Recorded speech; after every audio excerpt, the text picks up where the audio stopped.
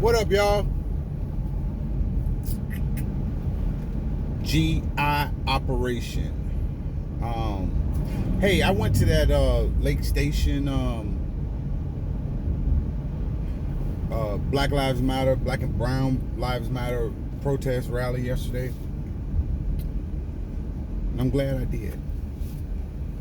You know, and what made me really go was I'm in there because I coached the high school baseball team in that city.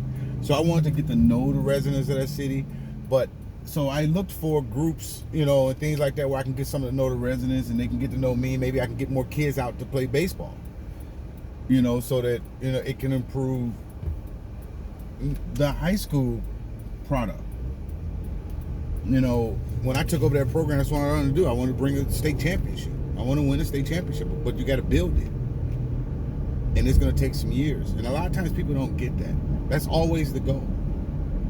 And I don't really give schools more than 3 years because if they don't understand that from the start, then I need to move on and find somewhere else. Most at 4. So say I get there and there's some, maybe I see some potential, but schools got to understand that. And, but anyway, one of the kids in the school that I've been knowing for a few years, and we've had numerous conversations, he asked, because it was graduation was the day of the protest. And I knew that the graduation started at 2 or 2:30. They had a parade first. And then after that, the graduation. And it's a small school, so it was probably, 60-something, 70-something students. I don't know. I know it wasn't a lot. I think it's only like maybe 600-700 students in the school. Something like that. I could be wrong by 100 or 2 or something like that. Either way. But anyway, so it's going to be quick. Then they had a little celebration. But the thing was over around 4 o'clock, and which made sense because they planned it from 2 to 4. The protest was planned at 5 o'clock. But these people were so mad. They were sending death threats to these young kids. A kid 22 years old. A kid 20. They don't even care to listen to what they have to say. Because they're stuck in their ways. I can't even call them racist because they don't affect my money. They just won't even, so I don't know if it's bias, bigotry, whatever it is, hatred. I just don't understand. And so I went, and so I explained to the kid, this kid in the school, he asked, why are they having these protests on graduation? These kids need to graduate. And I explained to this kid, hold on a second, just in case his phone get hot. But anyway, I explained to this kid that that's the exact reason why we need these protests. And the people were outraged. I'm telling you, outraged. A lady told me, and I said, hey, think about it. There's kids that didn't even get a chance to graduate because somebody thought that killing them was a good idea. An unarmed person, a police officer, a vigilante, a neighborhood person that lived next door to you or lived in your neighborhood, or at the gas station, at a store, Walmart, in a park, jogging, walking, car breaks down. Hell, even if you commit a petty crime, that's not sentenced by death. I mean, hell, they run away and you don't get them? Why shoot them? Let them go. They took a piece of gum from the store. It's wrong.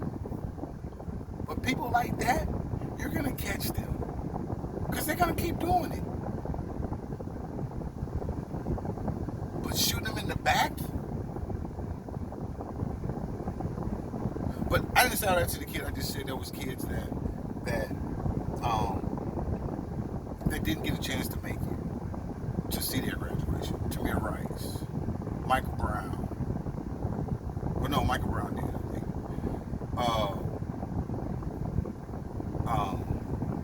Trayvon Martin, a host of others. Well, what about the parents that were killed that won't get to see their kids walk across the stage?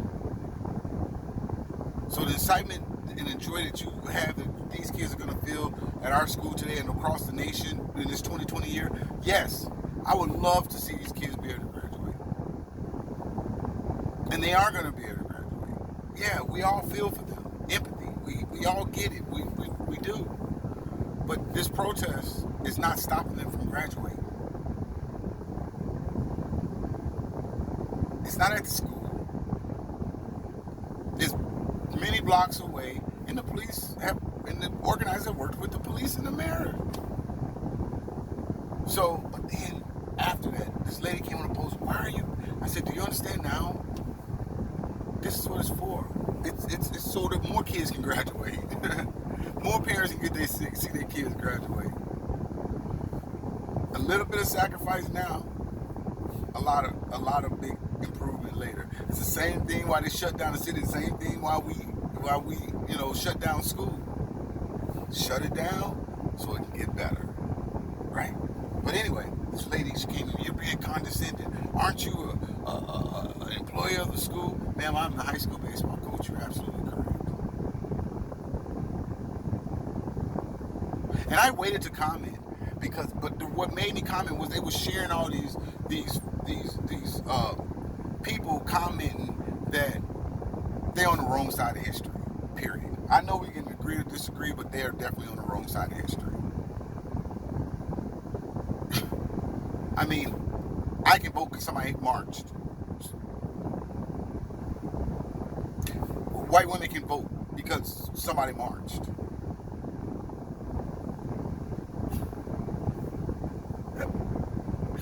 You believe we had to march and protest just to be able to vote and say who would we like to represent us? Us? And then I read more into this comments, and then that made me comment. I'm like, that's what I made the comment I said. And then the lady, they just went off on me. Like, I'm being condescending to this kid, and then his mama even came and was like hitting the love button, and I get it. This your kid. I'm a black guy. You instantly took me for whatever you want to take me for. But without knowing me. Which is crazy because I know that boy, and he knows me. But somebody from the outside commenting, he don't know the conversations we had. She don't know the conversations we've had in school. She probably didn't even think I knew who he was.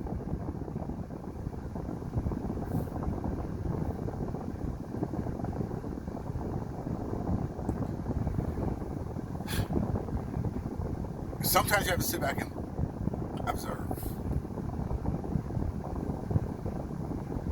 Observe.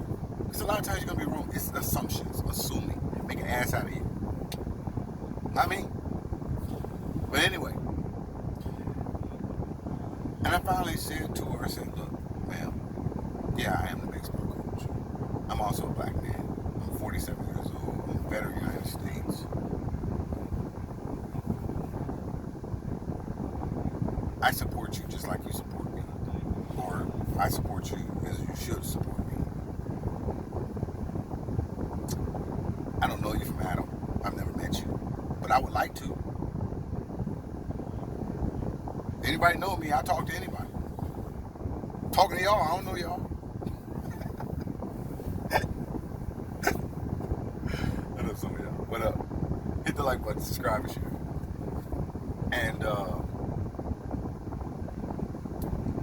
And after a while, and it's funny, you gotta tell these people your life story. I didn't ask her for a life story, but I would like to meet her. Just so, and I said, hey, we're on coronation and we can go sit down and have a beer or something, and we can, talk about who we are. Why do we exist?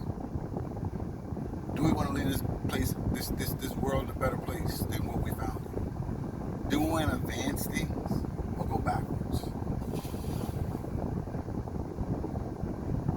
Because I said to her, she said, you know what? I would like to do that. And then there was a couple other people that was chiming in. And another lady said, you know what, I was wrong too. I'm like, yeah, I know you were. This kid knows me. I'm the one yelling at him, telling him to put on a coat when it's cold outside. Ask him. I'm the one to high five him when I walk in the hallway. When he have issues in classes, sometimes when he come to me and say, Coach Hodge, and he just want to vent.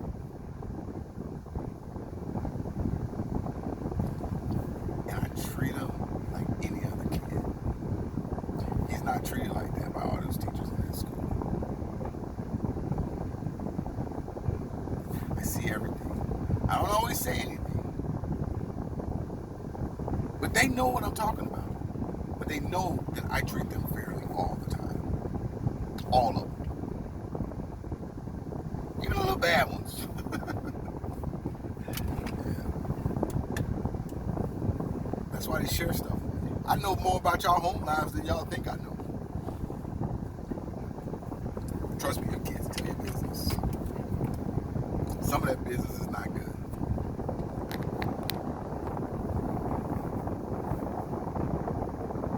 No more than you think. He came out and tried baseball this year. I'm about building relationships, teaching kids about life through the sport. The same way I live. But anyway, so after seeing these kids, these 20-year-olds, my daughter will be 20 in August, and there's other 22-year-olds getting death threats, telling them they're going to put them on a fence and beat them and do this and run over them and throw bricks at them. If they saw them in public, they'll throw rocks at them. Are you freaking kidding me? I'm sorry. I don't know what I would do if something happened to somebody did some shit like that to my daughter. I just don't know. I would hope that I can remain calm like some of these people. I don't know.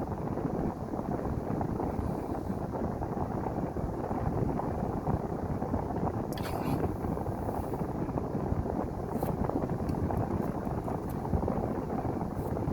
I don't think so. I don't know. I just don't know. Hopefully I never have to live through that situation. I only got one daughter.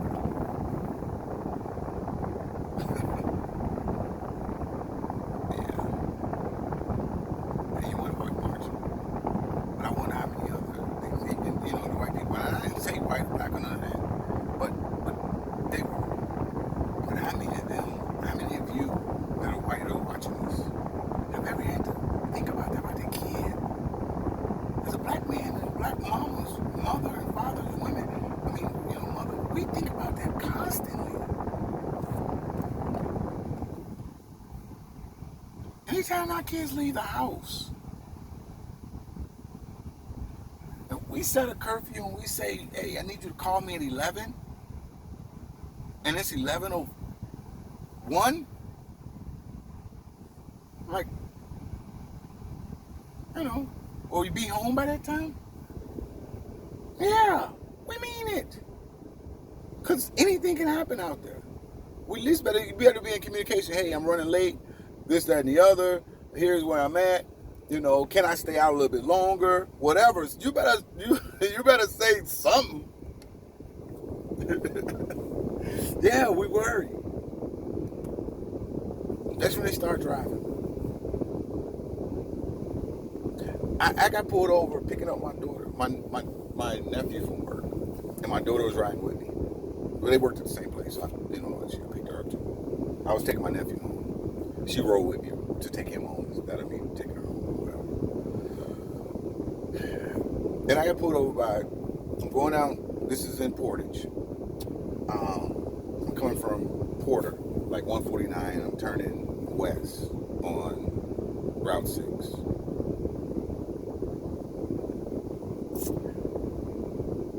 And I'm doing 45 miles per hour, which is the speed limit. Maybe I might have been doing 46, 47, or maybe even 50, but I don't do too much more than that. I'm getting old. I take my time.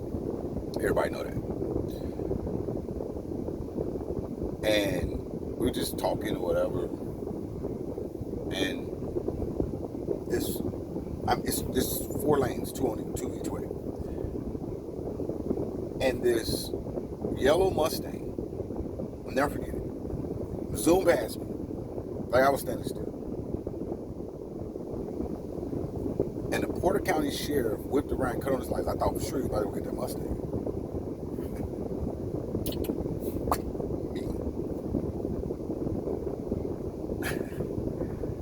He came to the car, said, I pull you up. I'm like, no. And I told the kids as they were, I said, I think my daughter was like 16 or 15. My nephew was right around 16. So they're going to be driving soon. I said, this is a lesson. It's going to be a lesson. This is how I want you to handle things. Why did I have to say that?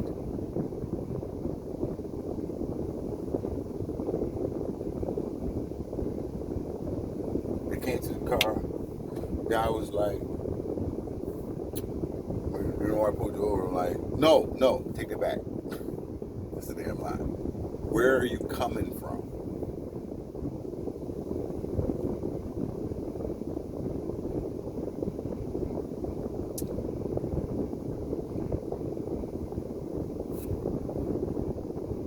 From picking my nephew and my daughter up from work.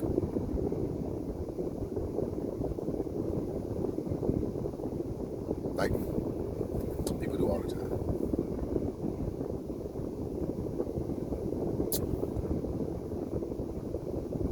Where are you going? So I'm just taking him home. And I'm like, I don't even know if that's really an appropriate question. But why did you pull me over? And tell me that. Why was I the one that had to ask that question? And I had to bring it down. Because I already knew. When you are the Warsons, if you know, when you know what you're up against, then people are easy to defeat. I'm telling you, that's a book. Read. I put the link in the description. That's how you win wars. Especially when you know what they think and people. And I hate the bias of it, but I didn't. But it was just those are the things that, like, I call it the unconscious bias, and I hate that, you know, where I just judged him instantly, but there was no other, all the different things. The car speeding past, and you pulling me over. You had to see it because we were together. I mean, he went past me. So even if you thought I was speeding, you should be like, well, he's going even faster. And so, anyway,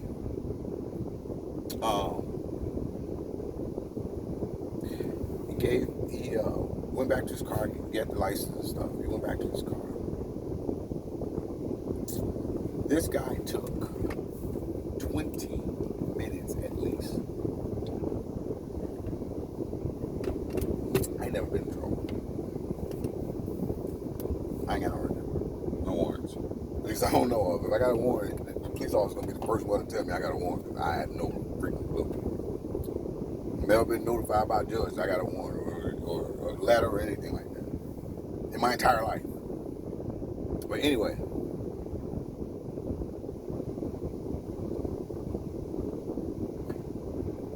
Even a ticket I got in Atlanta like 7, 8, 9, 10 years ago, I called on that and they said there was no ticket exist, so I don't even know what happened.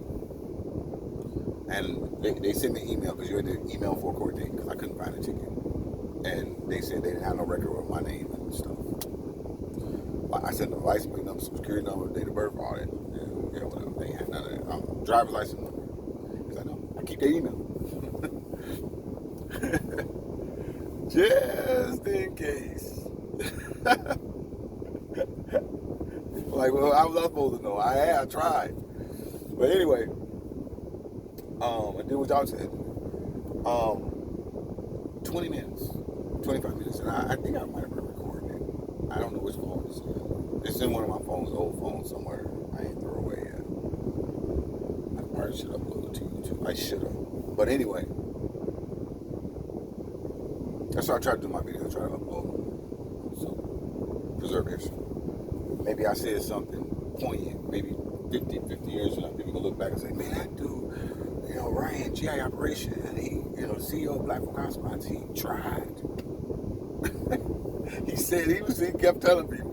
Or they be like, man, he was dead wrong. You know what I mean? Whatever. Right side of history. I'm trying to be on that side at all times. But anyway, like 25 minutes come back, I was like, look, I don't know what he's doing, y'all. But just being patient. And I told them, understand what you're up against. And understand that this could possibly be a tactic to irritate me. For any reason. We all three of us saw that car speed past. But anyway, so we kind of know why he want to go. But we just gonna, whatever, get a ticket, fight it, pay it, do whatever, bounce. I'm like, what is he doing? Eat lunch? Jesus. Anyway, he finally come home. And he's like, hey, I'm just gonna give you a warning. I'm not gonna give you a ticket. But this speed limit is 35. And I was like, what? I'm like, no, it say 45 right there. There was a sign, like, I was literally parked in front of it, right? And he was like, no, back there it was 35. It was a business district.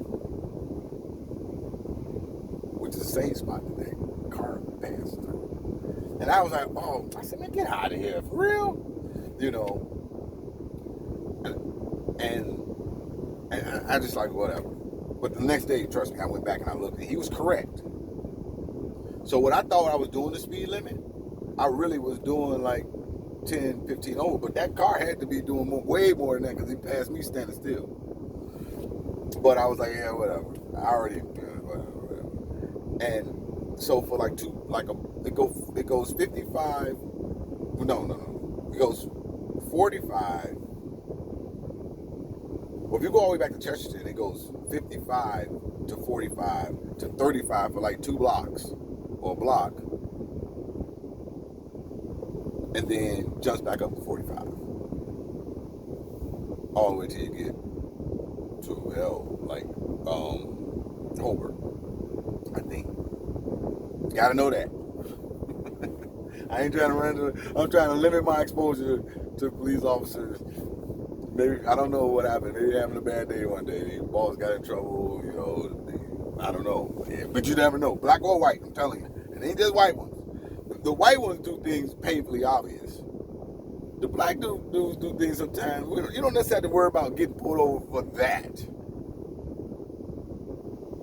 Some of them got other issues I've experienced, but it's different. It's a different experience. I never felt, except for that one time when I was like 16, but I never felt like this guy could kill me in any minute.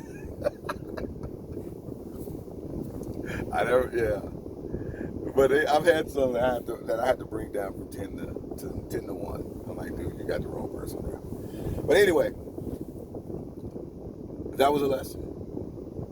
That was one occurrence that I've had with police. I'm gonna post these because I don't think a lot of people understand.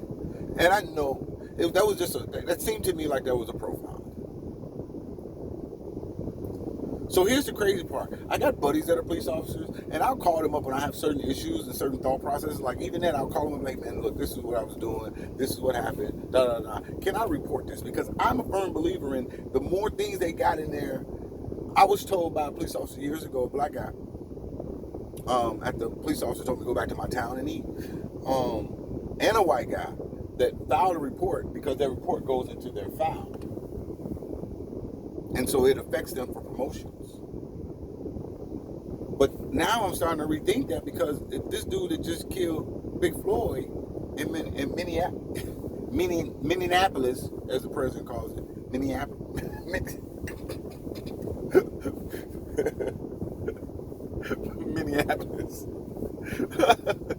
See? Anyway, because it's probably how he's saying it in the White House.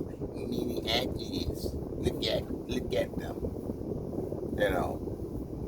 So it translates right back out. But anyway,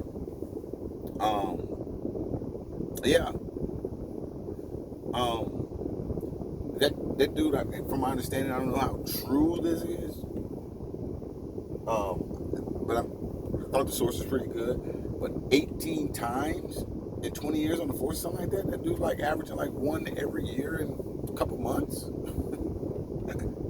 How much money they had to pay out?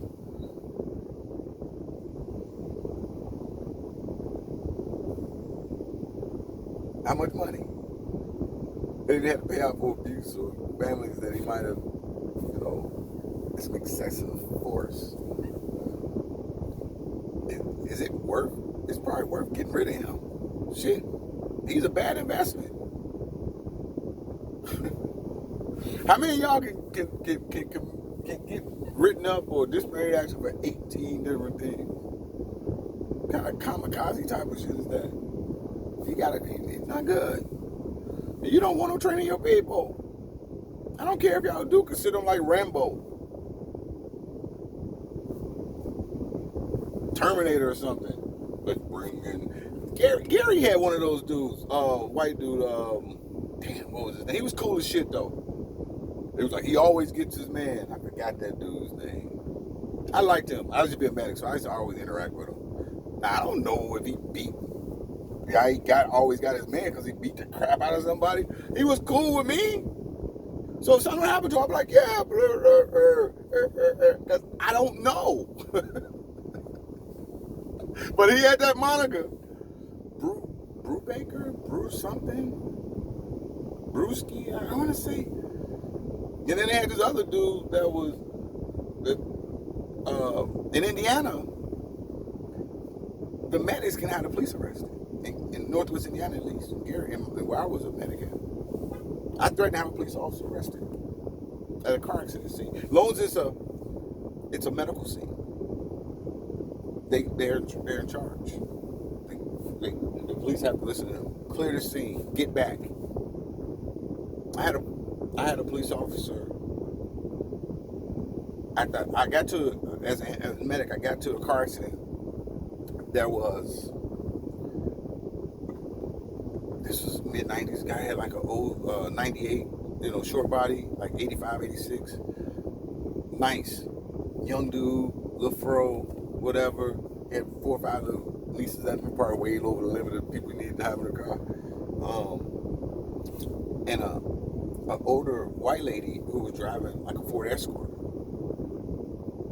And as soon as I pulled up, that's what I saw when I pulled up. And one car was facing towards me, and the other car was facing the other way. On both sides of the street. So I don't know how they hit, but it was like they were parked. So anyway, so I don't know what happened before I got there.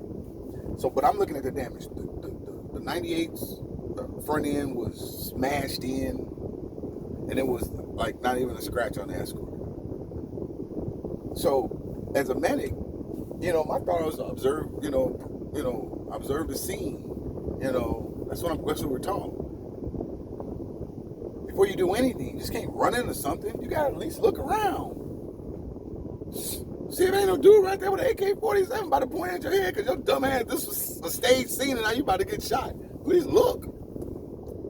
That's what these police do too.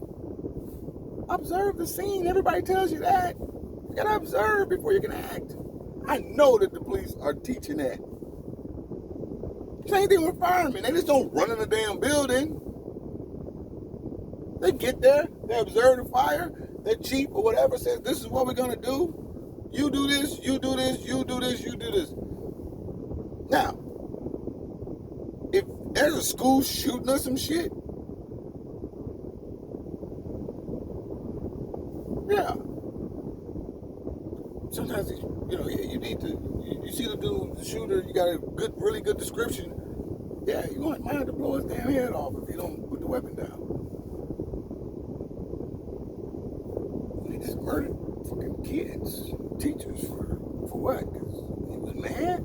I don't know. Not thinking probably. But anyway,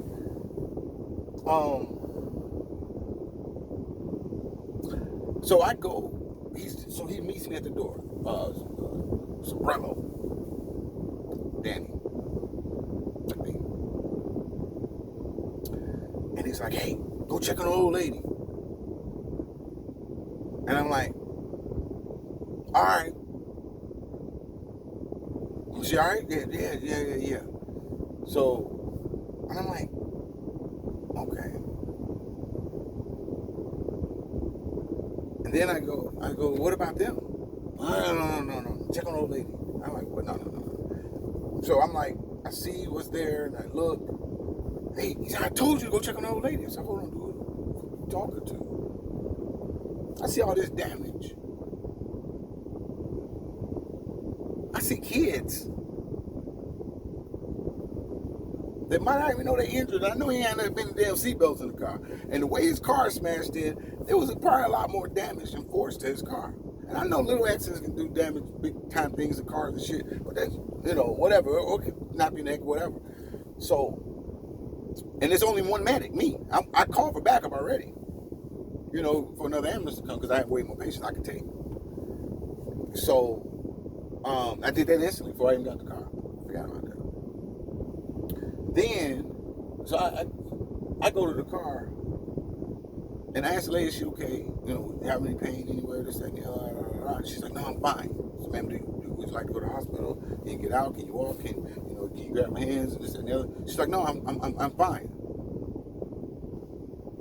She was in the same body, same mind and body. I'm like, okay, just stay right here because I don't have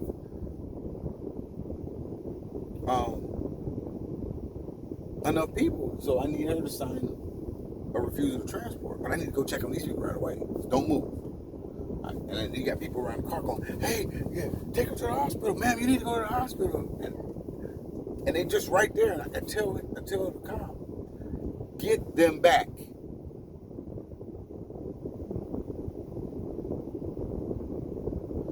And he doesn't listen. And I scream it again. Get them back. Don't let me tell you again. Boys, man. So then I went and checked on the kids or whatever. And real quick and quick assessment. I went back to see what I needed. I was telling my driver assistant what I needed. And bring me my refusal to transport because the lady didn't want to go to the hospital, and I don't think the kids wanted to go. Everything said they were good.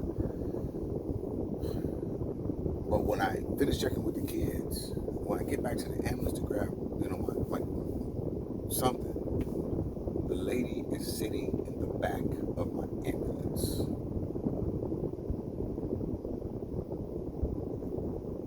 And I went ballistic.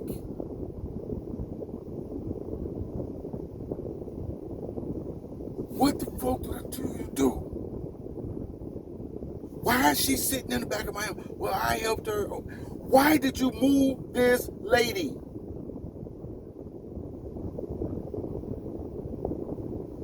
And he said, watch your mouth before I put you in cuffs. I said, dude, I don't think you really want to go there, bro. Because there's only the highest arrested person on this scene is me.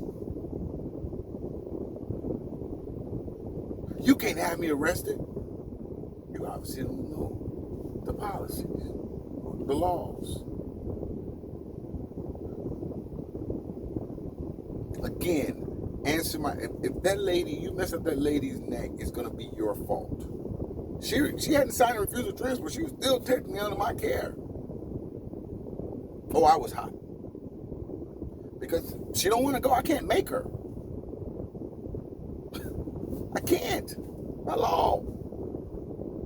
She ain't unconscious. She never lost consciousness. And she responded to everything cool.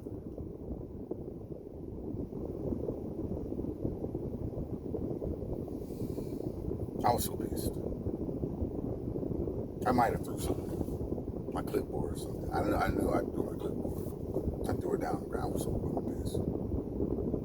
It was one of those steel ones. Oh man, it made a big ass noise. He was like, did you just throw that at me? said, dude, if I threw it at you, I would have hit your ass. Trust me.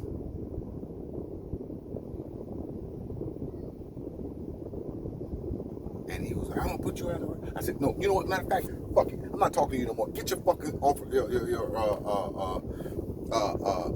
training supervisor here right now. Right now. Get him here right now.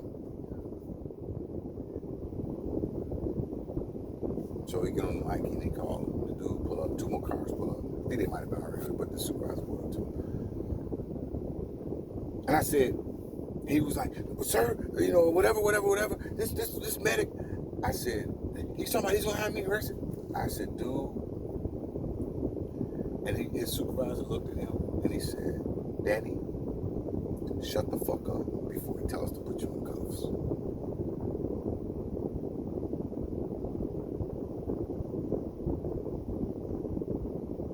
What you talking about? Shut the fuck up before he tells us to put you in cuffs. He's 100% correct.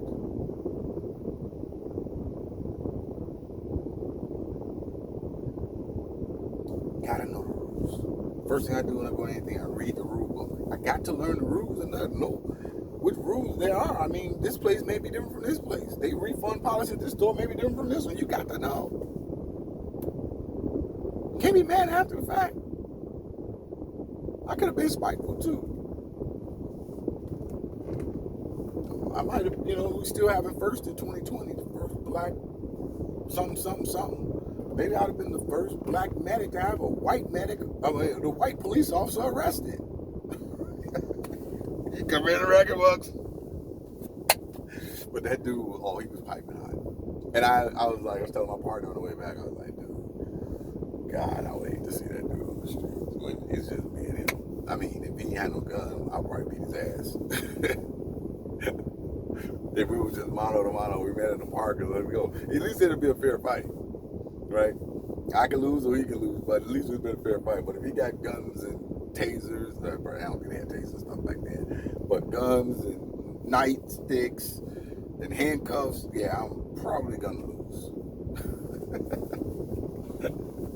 If I don't, I mean, unless we doing some old school Western, you know, quick draw or some shit, I don't know, I have to go get some practice. I mean, this is profession.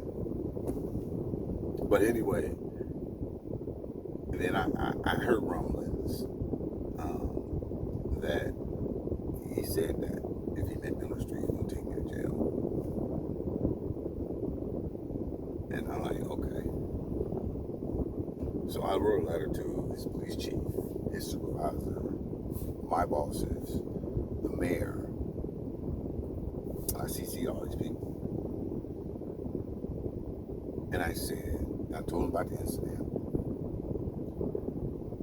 And I was like, I do not want to be stopped by him. If I'm stopped by him, he is to call the supervisor to the scene before he approaches my car. And I said, you know, because I don't want him to try to plan anything on me or, you know, say I did something I didn't do, you know, because we had this incident. And I would like to sit down and talk to him. Every gunshot